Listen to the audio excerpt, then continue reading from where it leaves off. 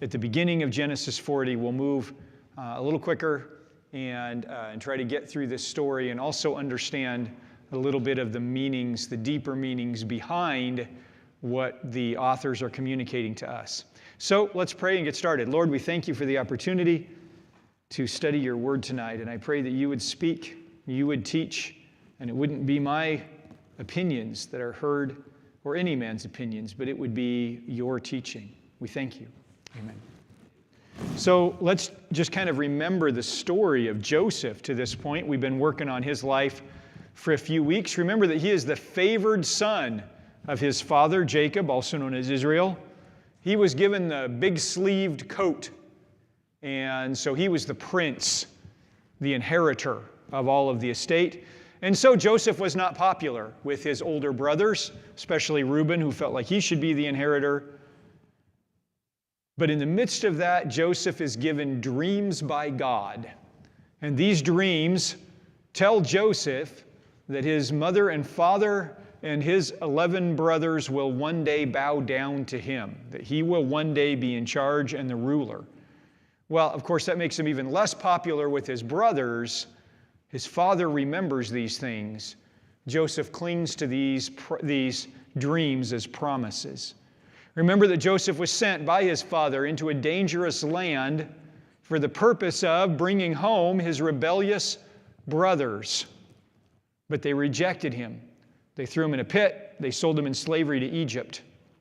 And we talked about how we begin to see the story of Christ in Joseph. There is a deeper story happening. God's orchestrating the events of Joseph's life to tell a bigger story, something that's been understood since these stories were originally shared orally and written down during the time of Moses. They just wondered what the events would be when they came. Well, remember that Joseph is purchased by a man named Potiphar, and everything in Potiphar's house is blessed because of Joseph, and that's because Yahweh God is blessing Joseph. Joseph is focused on God. He is a man who operates with great integrity and great industry because of his focus on God. He wants to make sure that those who see him and know that he's a servant of Yahweh God get a positive understanding of God. And so he does everything to his very best, even though the devil uses everything he can to pull him down, including the ultimate temptation, Mrs. Potiphar the haughty, who comes after Joseph. But in his integrity, Joseph rejects this tremendous temptation to go all in for God. He does the right thing. And as a result of doing the right thing, he is imprisoned. Remember that he is thrown in the prison where the king's prisoners are kept. Honestly, that is a little bit of a bonus, because if he'd done the wrong thing, he'd have been executed. So he is thrown into prison, and this is the prison that Potiphar would oversee. He's got a warden there that works under him, that rules the prison.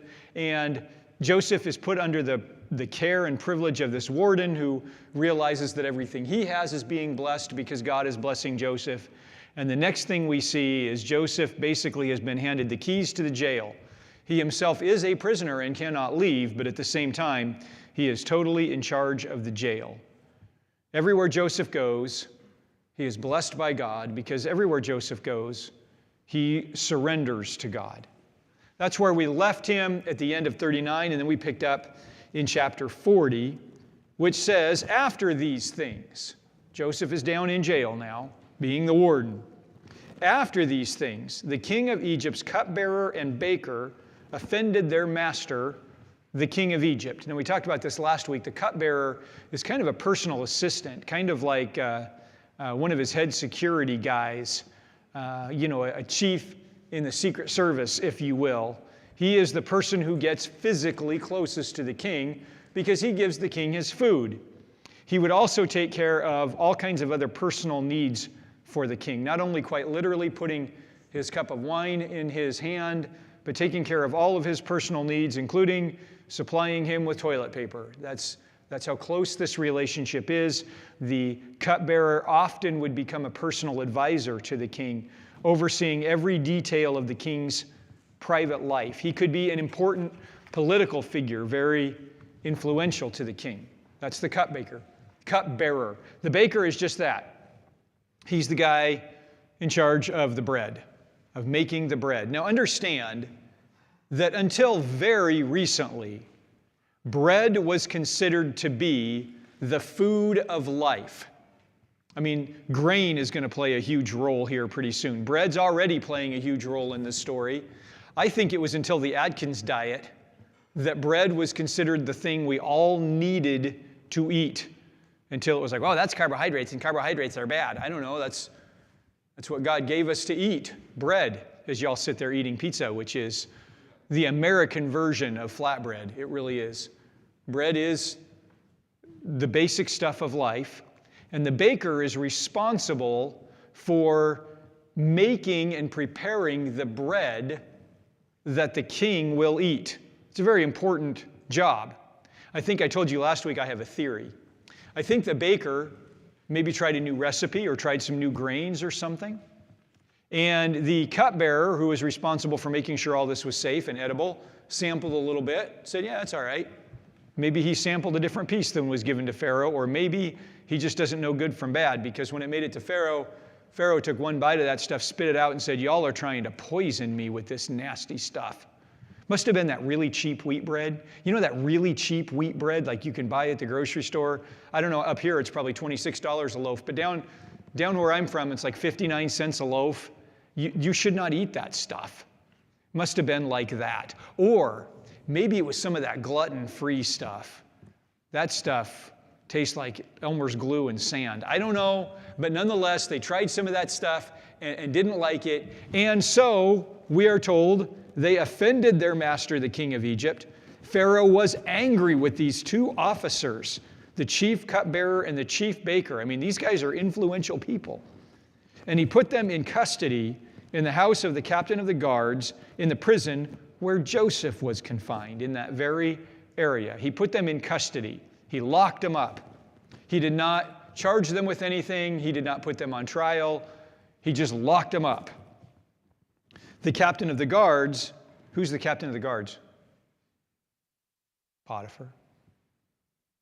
Assigned Joseph to them as their personal attendant. So now he is doing the same job for the chief cupbearer and baker as he had been doing for Potiphar, except it's happening in jail. And they were in custody for some time. It literally means for some days. We don't know how long, but it would seem that it is less than a year, more than a month, that these guys are in jail and that Joseph is taken care of. Long enough that he's able to get to know them pretty well. I want you to see, as we're looking here, that this is an orchestration of events. I mean, there's a lot of people who believe in chance. But as you look through this situation that they're having, there's no way that it could have just happened by happenstance and worked out in Joseph's favor.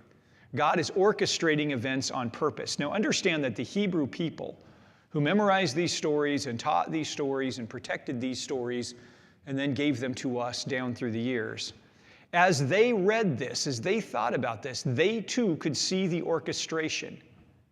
And because of the intense orchestration, they said, there is a bigger story happening here. Much like the bigger story we saw in Potiphar's house and the bigger story we saw when Joseph went to look for his brothers. They said there is a bigger story here and we need to be paying attention. I have told you that the whole Old Testament leads forward to the time of Christ. The whole Old Testament, in principle, precept, and story and application, tells us about the coming Messiah. From the letters onward, from Romans onward, the New Testament points backward, explaining the time of Christ. There is a bigger story here. The thing with this story in chapter 40 is that it was not understood, the story being told here, was not understood until one particular Thursday evening that would come, well, many, many years later. Have you ever thought about what it would have been like to be there at the Last Supper? That event that Christ held with his disciples. We like to think of Jesus and the 11 apostles, the kind of Michelangelo concept. We like to think of that. But chances are there were a number of disciples there with him, probably as many, could have been as many as 120 in that room. Many of them would have been women who were not seated at the table, but no less played a very important part in the dinner and were part of the dinner. It was an orchestrated dinner. It was a Seder. It was a Passover Seder. Every bit of it was specifically orchestrated, and we know that every bit of it was specifically orchestrated to tell a story of remembrance. Because about 450 years after the events that we started talking about a few minutes ago, God came and delivered his people out of slavery from Egypt on Passover night. At the cost of the blood of the Lamb on their doorposts, he delivered them. They plundered Egypt, and they went on and became a new nation. Their freedom is remembered in the Passover Seder. And every element, everything they eat, the things that they say, are perfectly designed to be repeated year after year after year in a very specific way to help them remember every detail of that story. This particular Passover Seder, the Last Supper, is special for 3 reasons. One of those is that Jesus is leading it. Now understand, this would not have been the first time that Jesus would have led a Passover Seder. We don't know when Joseph, his stepdad, if you will, we don't know when he died, but he had been gone for some time by the events of the Gospels when Jesus was 30 years old. He'd been gone for quite a while. He could have been gone for 20 years. During that time, Jesus was the head of his household as the firstborn son. He would have led the Passover Seders at his household many times. Not only that, but with his disciples, this would have been at least the 3rd. We like to think of Jesus having a 3-year ministry. There are many reasons for that. That is entirely possible. We don't know. Could have been more. But at least the 3rd Passover Seder he would have led in the presence of his disciples. They had seen him do this before. There were certain expectations. This is how it would go.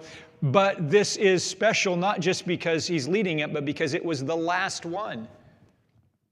And you can probably think in your own heart and mind of the last important event that you had with people who mattered to you before they died. You can probably think of, oh, that was the last time we had Thanksgiving dinner with Grandpa, or that was the last time I sat down and chatted with my dad, or whatever. Well, this was the last event that these people shared in the life of Jesus until he was resurrected. But it's also really interesting because Jesus changes a couple of things. And that's weird. You don't change things during the Seder. It has been done the same way. By the time Jesus was doing it, it had been done the same way for almost 1,500 years in every household all across Israel and anywhere else the Israelites were in the world. And Jesus changed a couple of things. Oh, not much, but just enough. He held up the bread and he said about the bread, different words. He said, this bread is, which isn't a word that means exactly as, it's a word that means represents. This bread is my body broken for you. Now understand what the bread looked like. It was kind of like a giant saltine cracker, if you will, except there wasn't any salt on it. And it was grilled in such a way that it had grill lines in it. They called them stripes. And in order to make it not puff up, they stabbed it a bunch of times, and it had a bunch of piercings in it. He held up this striped, pierced, big cracker, and he said, this is the bread, and this bread is my body, broken for you. And it was broken. Now, the breaking was normal. One part would be hidden, brought out later. The other part would be fully consumed. You can see the picture here. But he said, this is my body broken for you. That's strange. And then he held up the cup. Now, there were a number of cups throughout the meal. The particular cup he held up had been known as the cup of salvation. It was the cup that represented the blood that had been on the doorposts, and then eventually the blood of bulls and goats that were sacrificed for their freedom. He held up that cup and he said, "This cup is now the cup of the new covenant, the covenant sealed in my blood." And everybody said, "That's weird. Jesus' broken body consumed and hidden? Jesus' blood making atonement for us? What is he talking about?"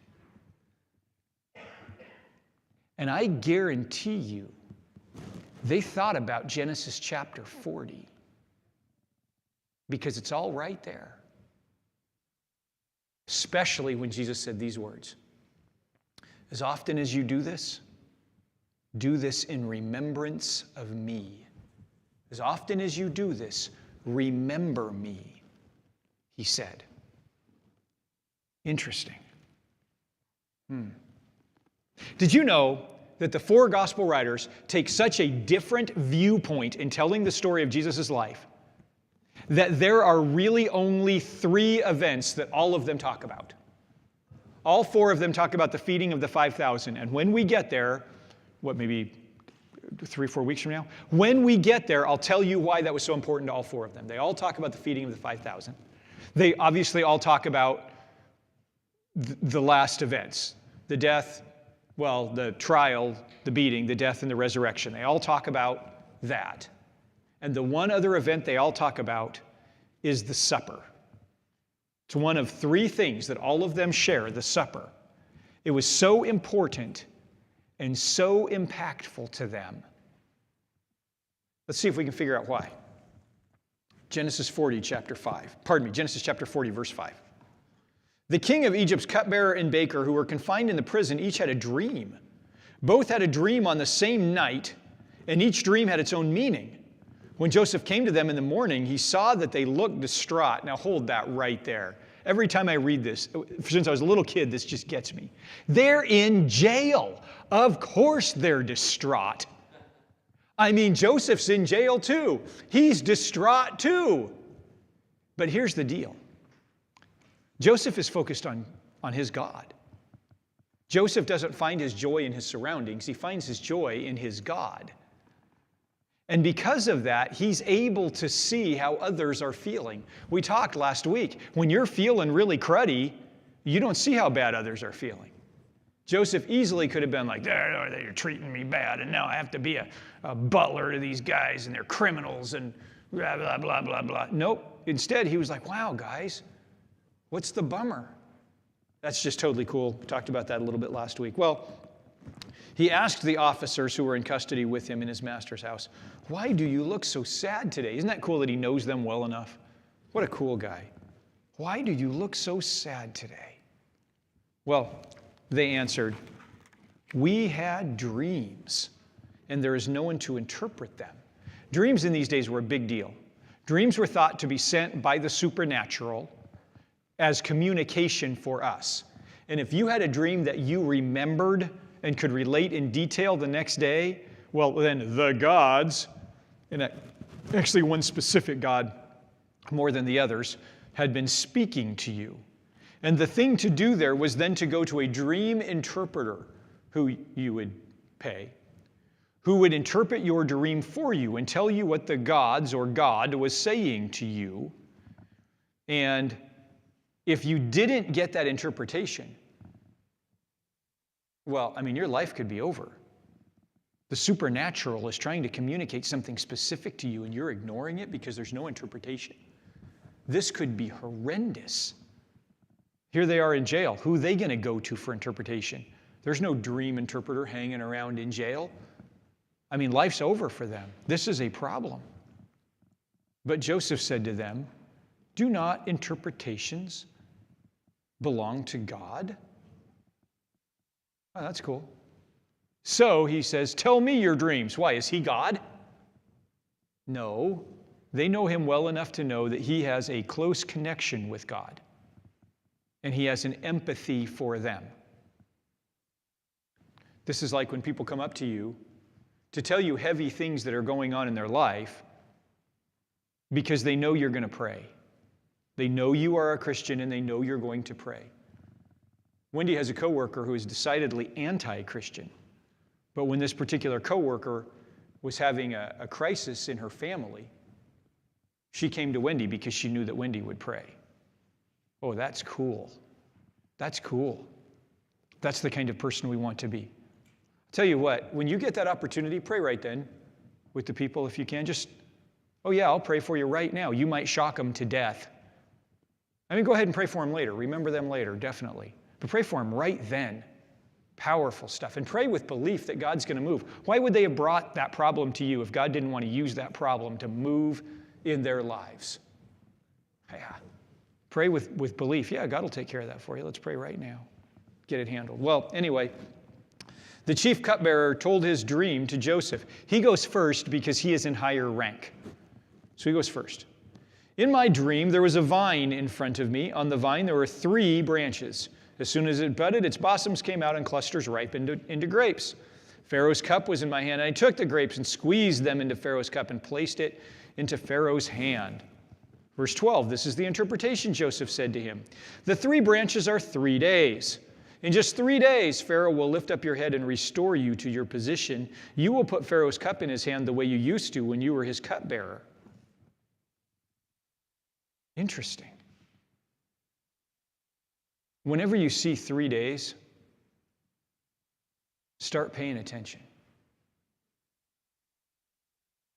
We'll come back to that. Verse 14, we're going to talk about 14 and 15 and 23 specifically on Sunday. But when all goes well with you, Joseph says to the cupbearer, remember that I was with you. Please show kindness to me by mentioning me to Pharaoh and get me out of the prison, for I was kidnapped from the land of the Hebrews. And even here I've done nothing that they should put me in the dungeon. Literally where it says, show kindness to me by mentioning me, he says, remember me. I want you to remember me. Notice, by the way, that there is absolutely no hesitation from Joseph here. He's not like, well, let me think about this for a few weeks. God is moving and he's going with him.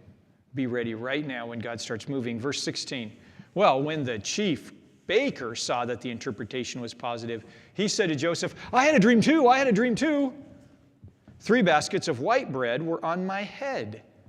In the top basket were all sorts of baked goods for Pharaoh, but the birds were eating them out of the basket on my head. Notice here that Joseph doesn't hesitate either. Joseph is very honest. He's not rude. I have a feeling he was empathetic as he said these things. Oh man, I hate to have to be the one to tell you, but here's the interpretation. The 3 baskets are 3 days. In 3 days, Pharaoh will lift up your head from off of you and hang you on a tree. Then the birds will eat the flesh from your body. I'm going to move this microphone because I have a feeling it's driving people nuts online. Sorry about that. Should be better now. He has to give the guy a warning, and he doesn't wait for a second.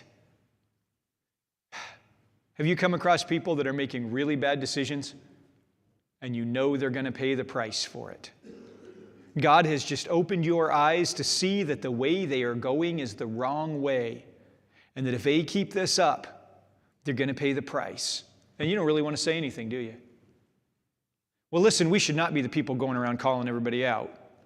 But if you know that God is speaking to you, if you know that He is pointing this out to you for a reason, if you know that you have been put in the path there in the presence of these people on purpose to see what's going on, and you could warn them, and you don't, well, I don't want to hurt anybody's feelings. Ezekiel chapter 33, God says to Ezekiel, you are like the watchman on the wall. If you see the disaster coming and don't warn the people, then you're responsible. I'll hold you accountable for their blood. Now, if you see the disaster coming and you warn them and they don't listen to you, that's not your problem. You did your job. But if you see the disaster coming and don't warn them, I don't want to offend anybody. I'm not talking about offending. I don't think that Joseph was offensive here. I don't think he was like, oh yeah, Baker, it's going to be great. Off with his head. Ha ha ha ha ha, you loser. I don't think he did that at all. I don't think he said, well, that's because of all the bad bread you made, you loser. No. I think he said, man, I hate to have to tell you this. I need to warn you what's coming. You need to know. God sent you this dream so you know. I need you to know. He put me here in front of you to warn you.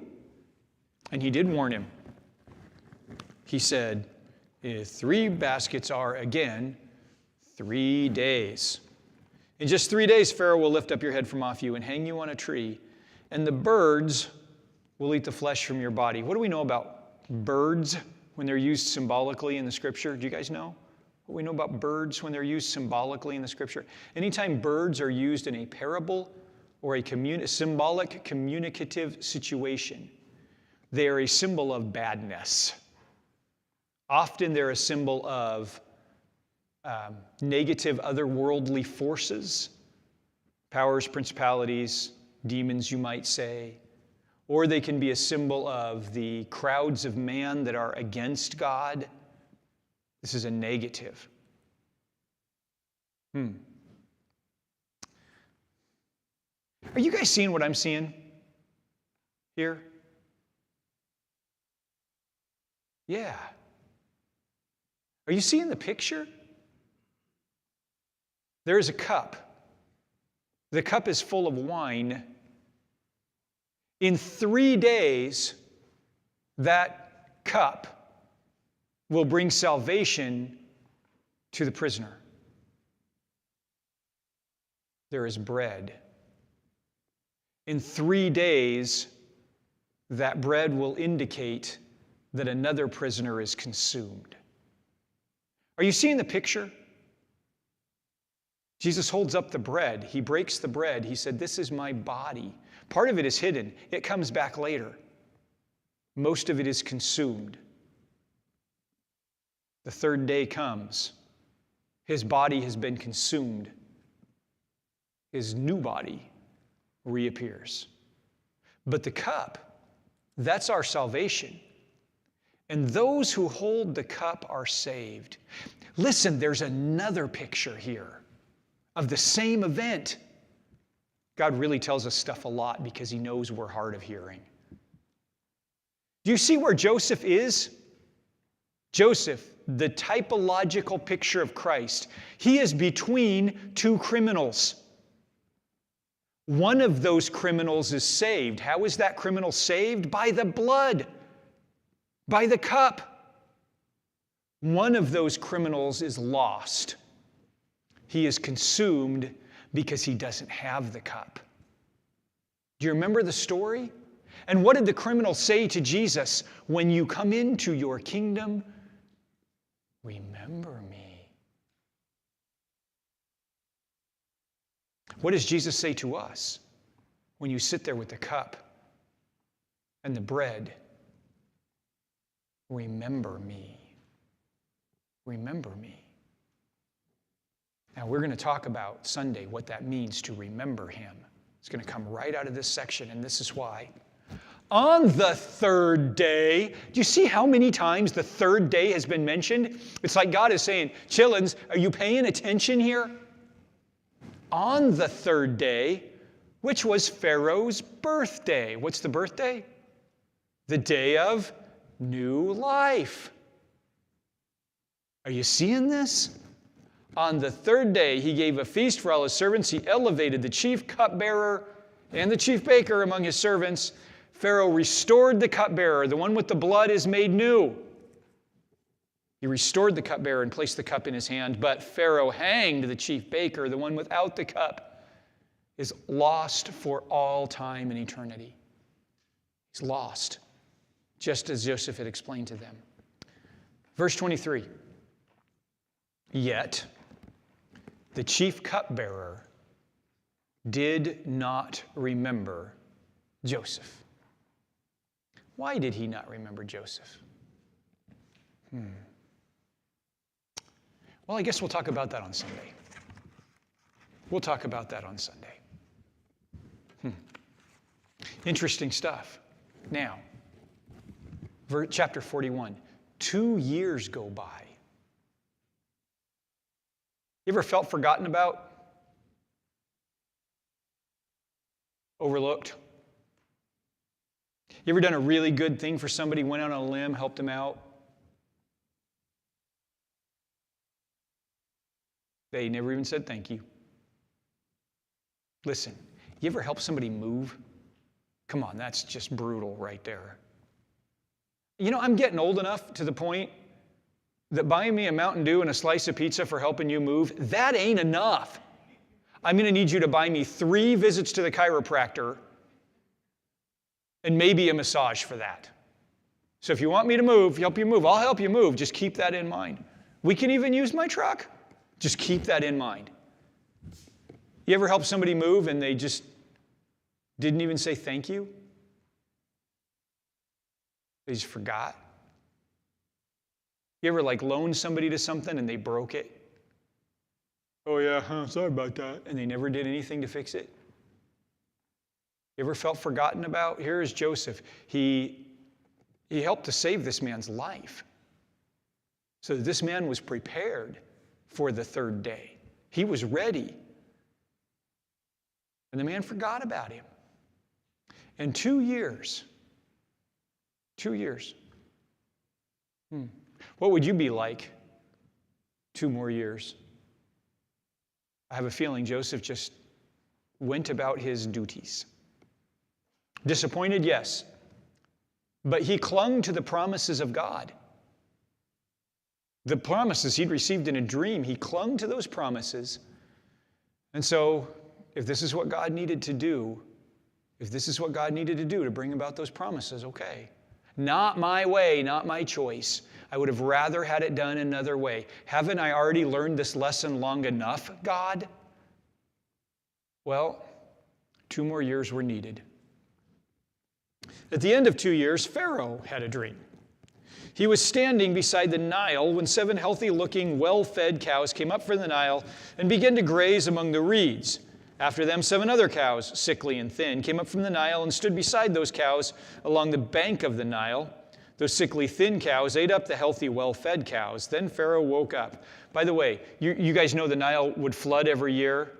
And when it would flood, the reeds would grow heavily in the flooded areas as the water was receding. And the cows would literally wade out. Apparently, they still do this. They wade out into the flooded areas and eat those fresh reeds, even though the water's up to their necks. This is what he pictures. The first ones are healthy and well-fed. The second ones are sickly. And they ate up the healthy, well-fed cows. And Pharaoh woke up. That's kind of weird.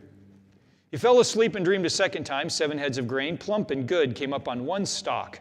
After them, 7 heads of grain, thin and scorched by the east wind, sprouted up. I've heard about that east wind that strikes the Nile area of Egypt. Have you heard about that east wind that strikes not up by the delta, but down more south, kind of in where central Egypt was at this time? I forget what they call it. They've got a word for it, and it's just a brutal scorcher. I mean, it's over 100 degrees, and it's just relentless, and it'll just destroy everything in its path. Well, the east wind came and scorched these ones that sprouted up, and the thin heads of grain swallowed up the 7 plump, full ones. Then Pharaoh woke up, and it was only a dream, but when morning came, he was troubled. Remember that this is a highly agricultural economy. I mean, what's the world go round on now? Oil? Maybe? I don't know. Bitcoin? In those days, it was agriculture. And Egypt was the center of the world for agriculture because they had the Nile. They had the best livestock. They had the best grains, and the rest of the world came to Egypt for them. They were very wealthy. It was very important. Pharaoh was actually considered responsible for the health of the harvests. Pharaoh personally. If they had a bad year, it was Pharaoh's fault. He was considered personally responsible. So this is a big deal. This is a very scary dream for him. Well, when morning came, he was troubled. So he summoned all the magicians of Egypt and all of its wise men, and Pharaoh told them their dreams, but nobody could interpret them for him.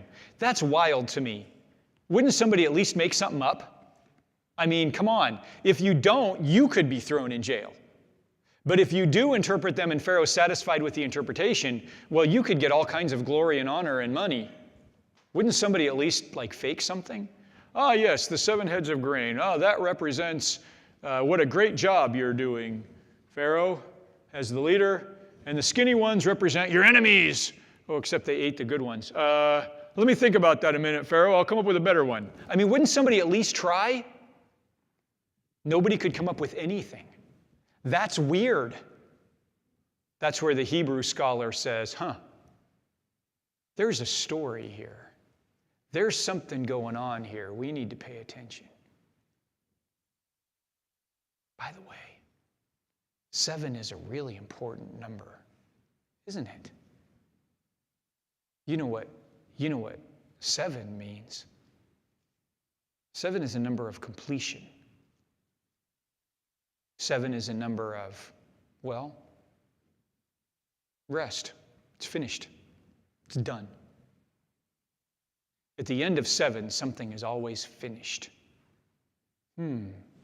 Let's think about that as we move on. Well, verse 9, then the chief cupbearer said to Pharaoh, today I remember my faults. By the way, here's a hint of why I think the guy chose not to remember verse 10. Pharaoh was angry with his servants, and he put me and the chief baker in custody of the captain of the guards. Do you really want to remind Pharaoh about that? He and I had dreams on the same night. Each dream had its own meaning. Now a young Hebrew, a slave of the captain of the guards, was there with us. We told him our dreams, and he interpreted our dreams for us. Each had its own interpretation. It turned out just the way he interpreted them to us. I was restored to my position, and the other man was hanged. That's what happened. Well, verse 14, Pharaoh sent for Joseph, and they quickly brought him from the dungeon.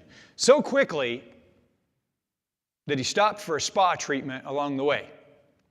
He got all cleaned up, he shaved, he changed his clothes. What in the world is that about? Well, first of all, he's going to Pharaoh. He's going to Pharaoh. You know, if you have an appointment to meet the king or queen of England, you're required to dress a particular way and look a particular way. It's not just like, oh yeah, that's later today, I'll just run and do that real quick. It's a big deal. Well, this was a big deal going to see Pharaoh, but even more than that, you remember that Hebrews are not popular in the kingdom. And remember that Pharaoh himself and that dynasty descended from Semitic people. And Hebrews are the least popular of the Semites. He needs to not look Semitic. He needs to look Egyptian. And if he's got a big bushy beard and long hair and he's unwashed and he's wearing jail clothes, he looks remarkably Hebrew. We need him to look Egyptian. Egyptian men in those days were completely shaved.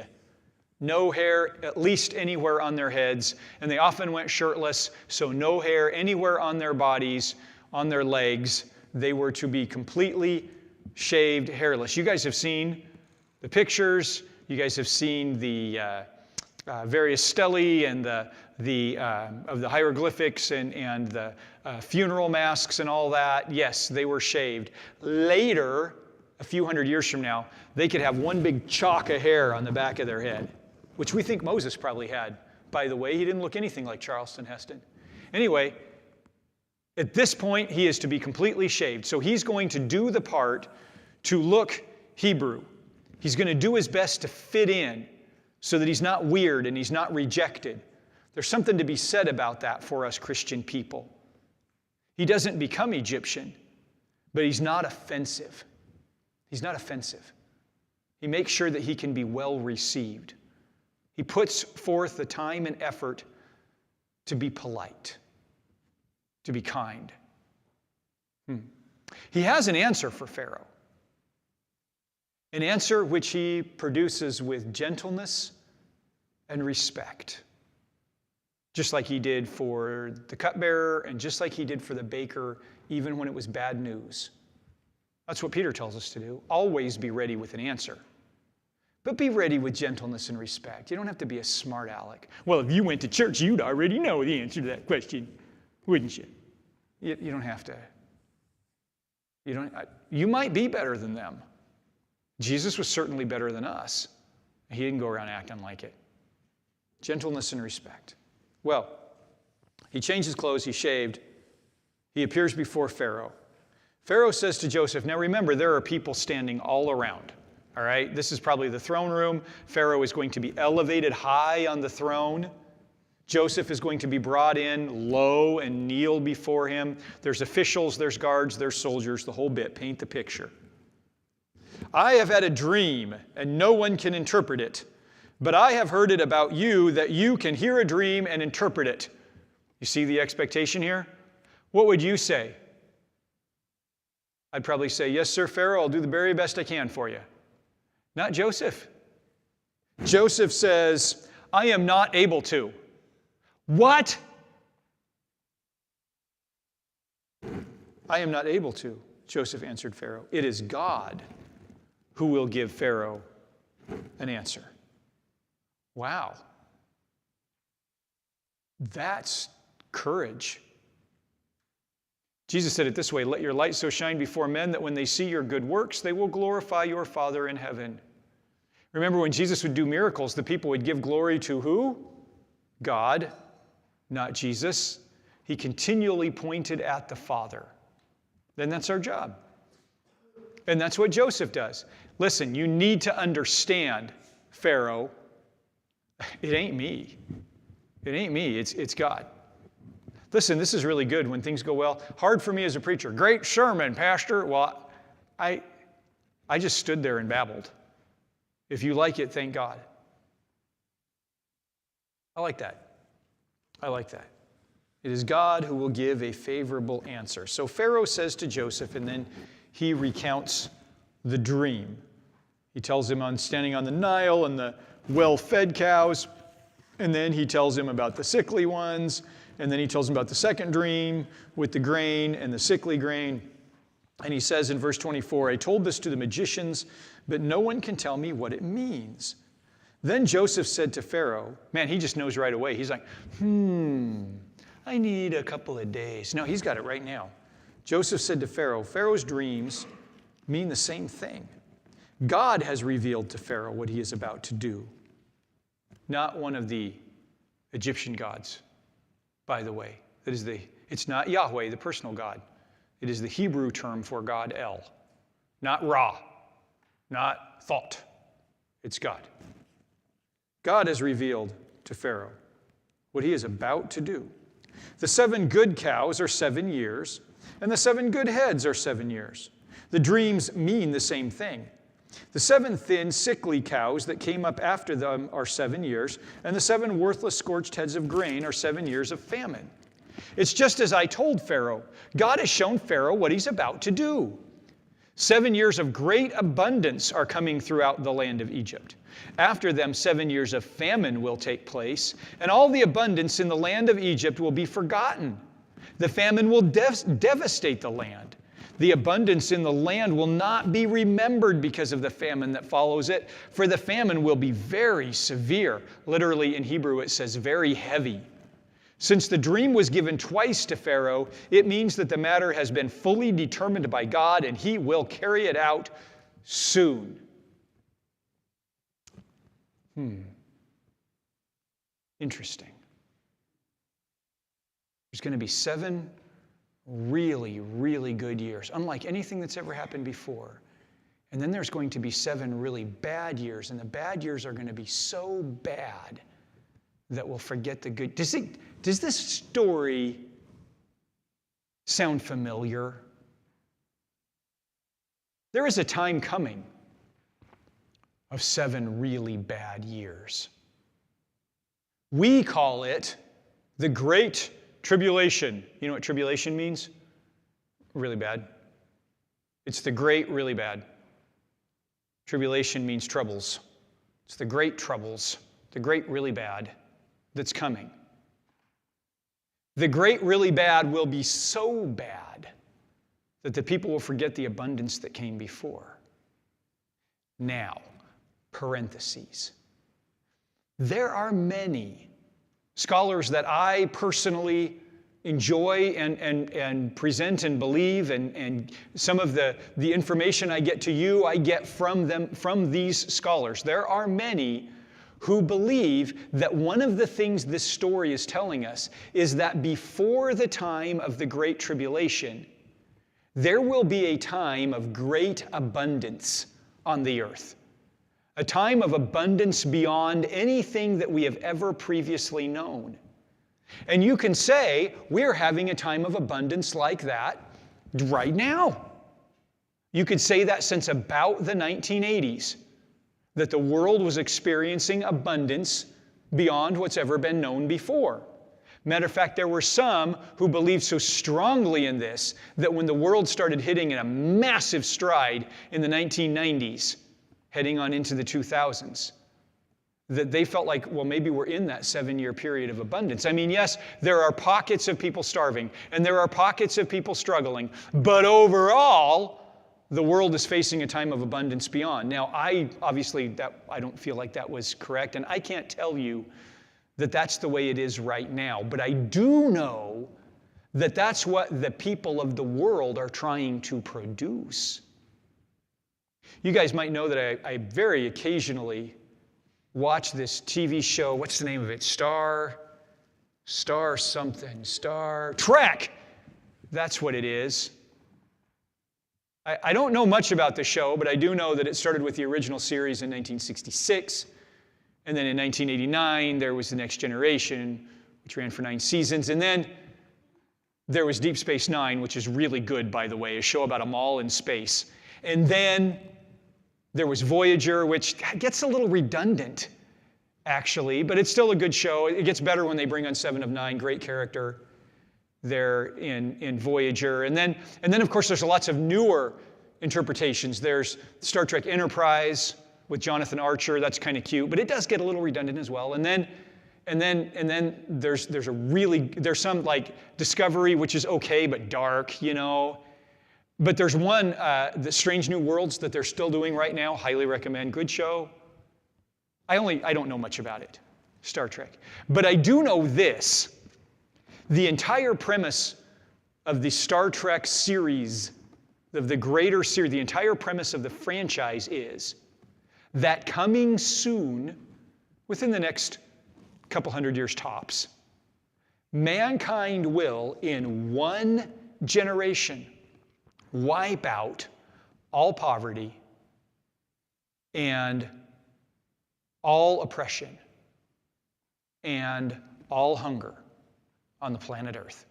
That in one generation, mankind will wipe all of that out and will begin the process of medically eradicating disease on the planet. And this happens in one generation. Now, they say it's going to happen after a time of great trouble.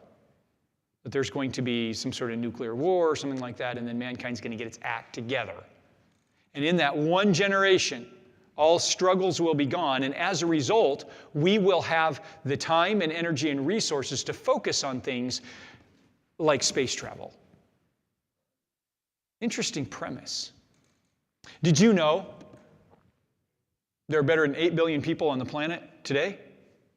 And that we currently produce enough food, right now, today, currently, produce enough food for each of those 8 billion people to consume a minimum of 2,700 calories a day.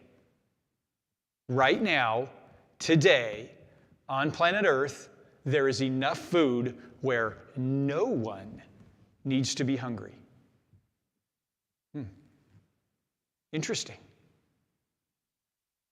If we could get our political act together, we could do that now. What am I saying? If there comes a time of great abundance beyond anything we've ever known, don't you dare relax. Because when that time is completed, the 7 years are up. When that time is completed, there will be a time so bad that many will forget about the good time. We tend to relax when things get good. We tend to relax. We do. But we shouldn't.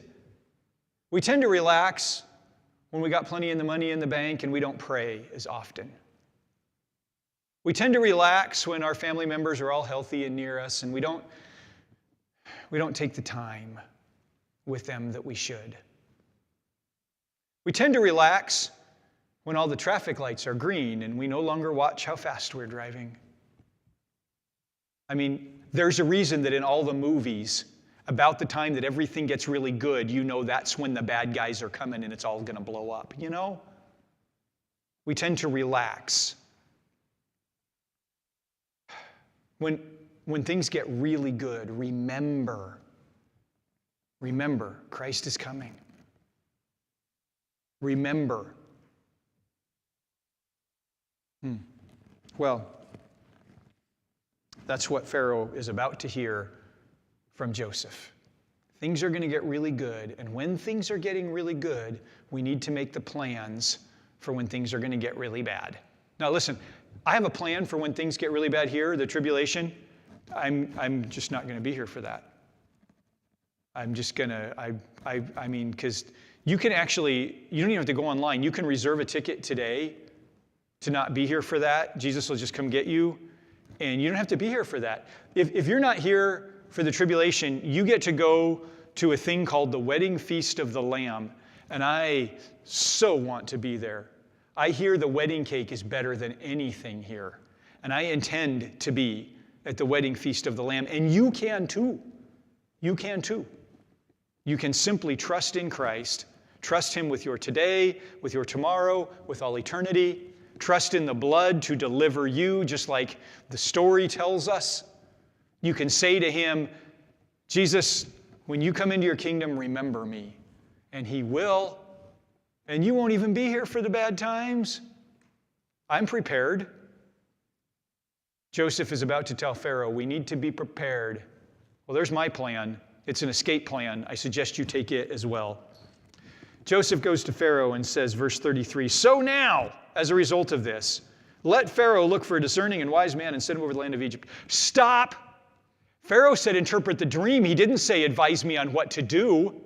I have some thoughts on that. It is possible that the interpreter of the dream was expected to give an application. That's possible. We got a 50-50 chance of that being right or wrong. In other words, we don't know, but it's possible. It's also possible that Joseph figures this is his one shot. He'd been in jail all this time. God just gave him some really good information. God gave him wisdom on what to do next. If he plays his cards right, I don't think he was expecting what was coming next, but I think he thought if he played his cards right, he would at least get out of jail. So he's putting it all on the table. Let Pharaoh look for a discerning and wise man and set him over the land of Egypt. Let Pharaoh do this. Let him appoint overseers over the land and take a fifth of the harvest of the land of Egypt during the 7 years of abundance. Let them gather all the excess food during these good years that are coming. Under Pharaoh's authority, store the grain in the cities so they may preserve it as food.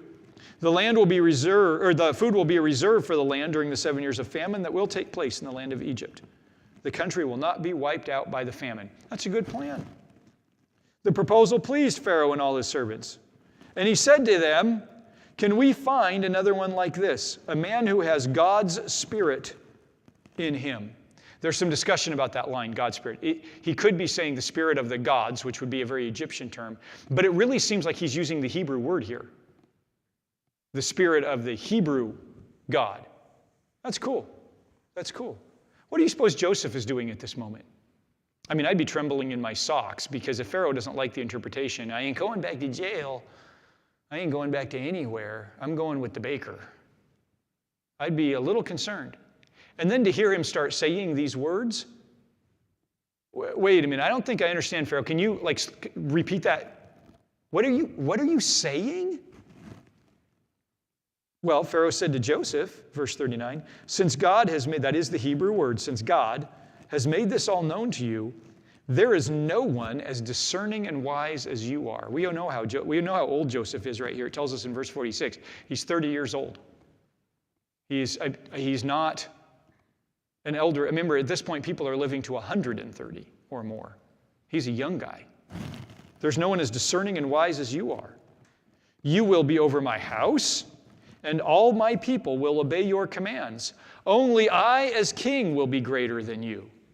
Pharaoh also said to Joseph, see, I'm placing you over all the land of Egypt. Pharaoh removed his signet ring, we talked about that a few weeks ago, from his hand and put it on Joseph's hand. That means Joseph has the power to sign anything for Pharaoh, to say, thus saith Pharaoh, and people have to listen to him. And he put it on Joseph's hand and clothed him in fine linen garments.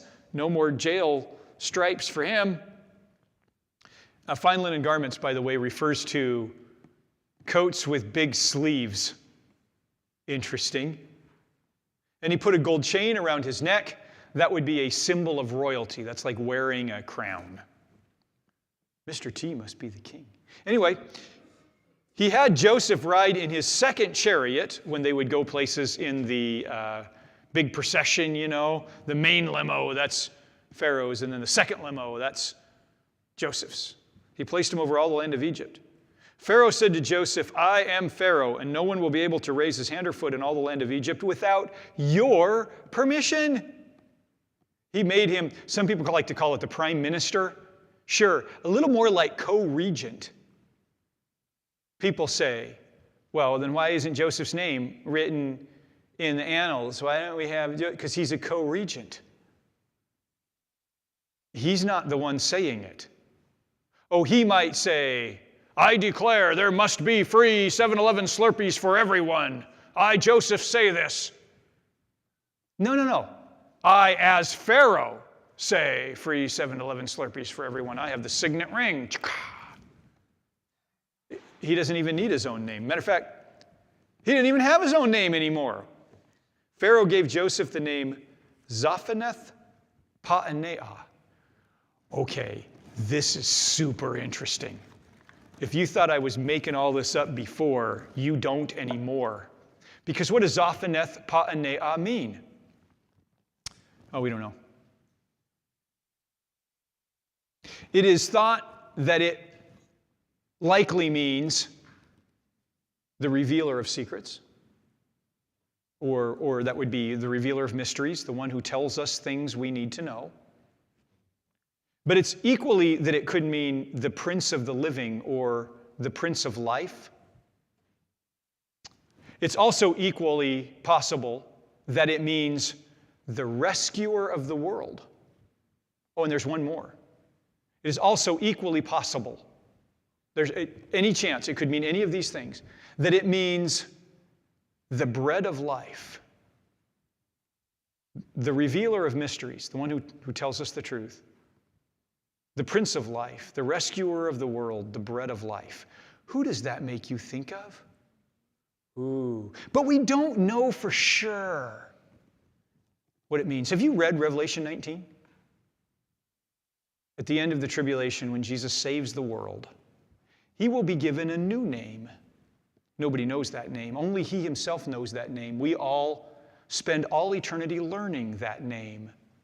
That's a way to tell us, what are we going to do for all eternity? We're going to try to get to know Christ. And his name, his character, is so deep and so wide and so broad and so detailed that we will spend the rest of eternity just learning about him. That's why I'm convinced I'll be a starship captain. Because somebody's got to go out into the depths of the universe to discover every detail about God. Somebody also has to grab an electron microscope and get down into the quantumness of everything to discover the minute little things that God has made. It's the only way we're going to get to know him. Somebody has to stand in his presence day or night leading worship. It's the only way we're going to get to know him. What are we going to do for all eternity? Play a harp? No. You're going to be so fascinated with learning the depths of who he is, you're not going to realize how fast eternity goes by. Just trying to discover the truth of who he is.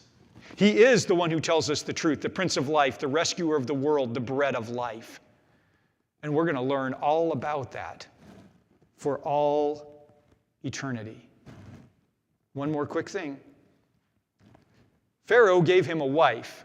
And she's a Gentile. He's supposed to have a Hebrew wife. That's what it says. He didn't have a whole lot of choice who his wife was going to be. This is a political appointment. His wife, I'll tell you a couple things about her. She was really important. She was the daughter of Potiphar, not Potiphar. This is a different person. Potiphar, the priest at On. Potiphar, it's a name that means given by Ra. And this is a very important, influential person. Ra was the main god, and this is one of the leaders. She was a hottie. You don't give your co-regent a wife that is not one of the most attractive ladies in the land. And her name, Asenath. She is a Gentile. daughter of Nath is what this means. In Greek, she is known as Helena. In Roman mythology, she is known as Minerva. She's the beautiful goddess of freedom and victory and some other things. Did you know that we have this goddess in American culture? Did you know that? She is known as the Statue of Freedom. She is a statue on the Capitol building. That is Minerva, that is Helena, that is Asenath, daughter of Noth. Yeah. She's the embodiment of the Gentiles. Joseph, picture of Christ, is given a bride by the king, and she's the embodiment of the Gentiles. You see the picture? At the end of the wedding feast of the Lamb, the church is the bride of Christ. We are with him always, given to him. How totally cool. And Joseph went throughout the land of Egypt. In other words, he ruled the land. That's as far as we're going to get tonight, and that's perfect. We will talk about Joseph's plan and the years of abundance and all of that stuff next time. I hope in this very quick overview, you're seeing how God orchestrated the events of Joseph's life to tell us a story we need to know so that we are prepared to see and recognize the Messiah when he comes. When he holds up the bread and says, "This is my body," we can remember the Passover supper, and we can remember Joseph between two criminals. And when he says, "This is the cup of salvation," we can remember the blood on the doorposts and the cup that delivers us. And when he says, "Remember me," well, we can remember. And we can know what's coming, and we can be prepared, and we can make a plan, and we can avoid the 7 troubling years. And we can be the bride. Let's pray. Thank you, Lord, for what you have delivered to us. Thank you for the picture you painted. How I pray we will watch and learn and hear from you, and I pray that you will teach us. We thank you.